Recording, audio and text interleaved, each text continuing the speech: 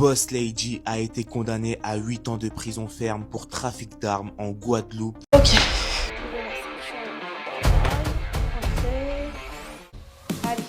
Fascinante, sérieuse, discrète mais de mauvais choix. Trop intelligente, c'est ce qu'on lui reproche. Sur les réseaux sociaux, sur chaque vidéo qui parle de Laurie Salin, des centaines de commentaires s'enchaînent.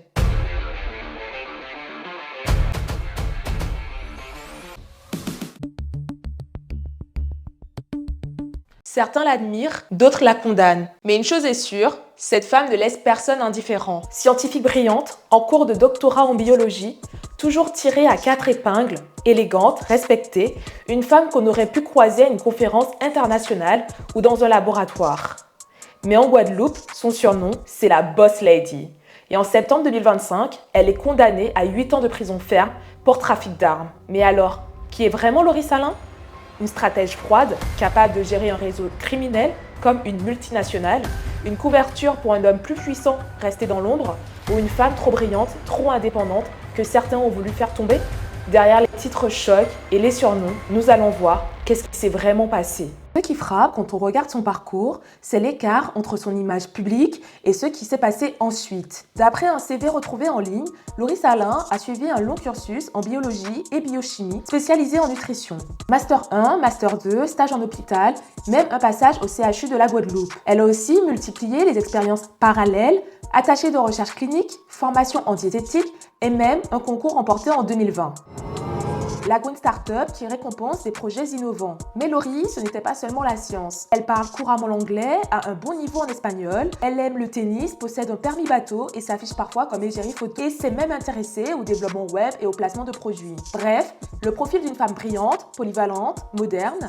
Et l'ironie du sort, c'est qu'en 2019, elle aurait fait un stage en diététique au centre pénitentiaire de Bémao. Lieu où, quelques années plus tard, elle se retrouve, mais cette fois, de l'autre côté des barreaux. Ses proches parlent d'elle comme d'une femme intelligente, structurée, perfectionniste. Dans les médias, on la décrit comme élégante, froide et calculatrice. Bref, le profil parfait de la réussite académique, tout sauf une criminelle de cité. Et c'est justement ça qui intrigue. Mais dès 2022, son nom bascule dans une autre réalité, celle d'un énorme dossier de trafic d'armes considéré comme l'un des plus gros jamais jugés en Guadeloupe. C'est de là que lui vient son surnom de Boss Lady. Tout commence par un simple contrôle routier en Guadeloupe. Dans une voiture, les forces de l'ordre trouvent des armes, des munitions, des documents sensibles. De fil en aiguille, l'enquête révèle des conversations WhatsApp compromettantes. On y parle de pétards, de calibres, d'armes qui circulent depuis la Dominique. Et au centre de plusieurs échanges, un prénom qui revient, Laurie. Très vite, elle devient la cible principale. Placée en détention provisoire en 2022, Laurie vit un régime carcéral extrême selon elle. Isolement strict, cellules sonorisées, fouille intégrale 3 fois par semaine, entièrement nue, interdite d'activité, donc pas de sport, pas d'atelier. Dans cette affaire, elle n'est pas seule. 7 autres personnes, tous des hommes, sont aussi poursuivies.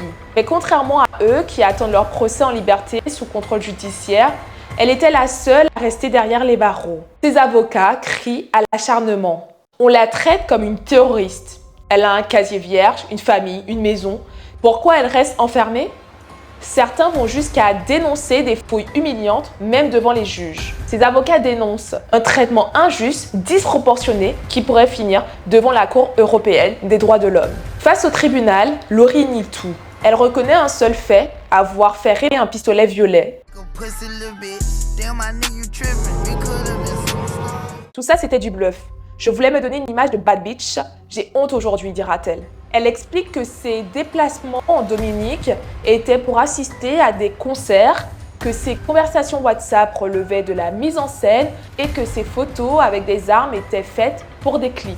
Elle insiste, je ne suis pas une criminelle, je ne suis pas dangereuse. Mais alors, pourquoi ce surnom de Boss Lady ? Parce que Laurie dégage quelque chose de particulier. Toujours apprêtée, tailleur de marque, foulard, au tribunal, une posture qui impressionne autant qu'elle inquiète. Les médias la décrivent comme une femme hors norme, trop brillante pour passer inaperçue, mais trop mystérieuse pour être lisible. Un profil qui dérange et qui peut-être a contribué à la maintenir derrière les barreaux. Le parquet, lui, ne se laisse pas convaincre. Il décrit Lori comme le cerveau du réseau. Les armes saisies correspondent aux discussions interceptées. Plusieurs témoins parlent d'achats réalisés auprès d'une femme. Pour le ministère public, Lori n'est pas une simple figurante, mais une stratège, une organisatrice.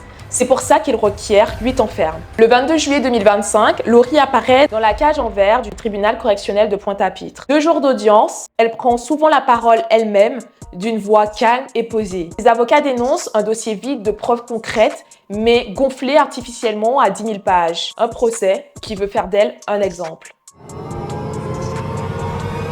De l'autre côté, le parquet insiste sur la gravité, armes de guerre, trafic international et un réseau structuré. Le 19 septembre 2025, après plusieurs heures de délibéré, le verdict tombe. Lori Salin sera condamnée à 8 ans de prison ferme avec peine de sûreté des 2/3. 3 coprévenus condamnés entre 1 et 4 ans, 2 ont été relaxés. La boss lady retourne en prison, cette fois condamnée après plus de 2 ans, déjà passée en détention provisoire. Pourtant, une question persiste. Comment expliquer qu'une femme diplômée, quasi-doctorante, se retrouve au centre d'un tel dossier? Est-elle une stratège du crime capable de gérer un réseau comme un business ou une personnalité brillante qui s'est brûlée en jouant un rôle trop dangereux sur les réseaux? Ses avocats annoncent déjà vouloir faire appel. Lori Salin restera comme une figure marquante, une boss lady pour certains, une victime d'acharnement pour d'autres. Mais dans cette affaire, une chose est sûre, entre réalité et mise en scène, il reste encore une zone grise. Et vous pensez que la boss lady est une manipulatrice froide ou une femme broyée par un système judiciaire décidé à la faire tomber? Dites-le moi en commentaire et c'est avec plaisir que je vais vous lire. En tout cas, n'hésitez pas à partager, à liker et à commenter. Et si jamais vous voulez voir d'autres histoires de ce style, n'hésitez pas à cliquer ici ou encore ici ou à vous abonner et en cliquant bien sur la cloche du coup pour être alerté de mes futures vidéos. Et je vous dis à la semaine prochaine pour d'autres histoires sur l'actualité afro-caribéenne.